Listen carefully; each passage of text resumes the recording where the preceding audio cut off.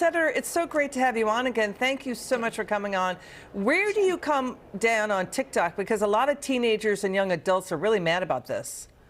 Liz, what we have said about TikTok is the ball is in their court. If they want to be in the American marketplace, they can separate themselves from ByteDance and the Chinese Communist Party. Right now, as TikTok is configured and through their relationships and because of China's national security law, which requires companies to share their data, TikTok has to give that over, and the Chinese Communist Party thereby has access to all of your data. And TikTok is used as a soft propaganda tool by the Chinese Communist Party. Once they are in your phone, once you have that app on your phone, on your computer, they have access to everything. They know where you go, what your relationships are, how you use different apps. They have all of this information because TikTok is embedded with spyware. That's the problem.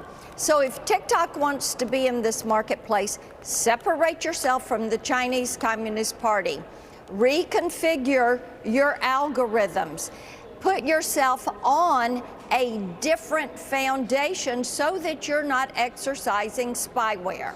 Okay, so we know that 34 states ban it for state workers. Yeah. India banned it. Britain, Canada, Australia, France banned it from official devices. So we think the controversy is China built it to be purposely addictive so people stay on it longer so they could harvest personal info from users, like even location data. But, you know, young people say, we know that our data is already shared with everybody. We don't care. And that is very dangerous because what the Chinese Communist Party is doing is storing this data in Beijing. And they are building a virtual you of every one of their users. We don't want them to have access to our kids. And look at how TikTok weaponized their platform last week, having people call their member of Congress and say, vote against this. If they went through a huge campaign, you could click on to the button there. They would connect you with your member of Congress. I mean, this is how intrusive they are. They have your location data. They could put you into your member of Congress.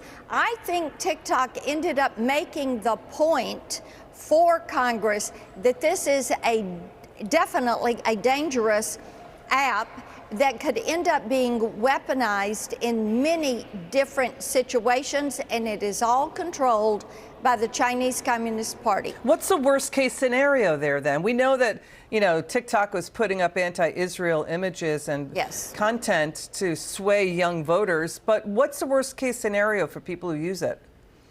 We don't know what the worst case scenario will be.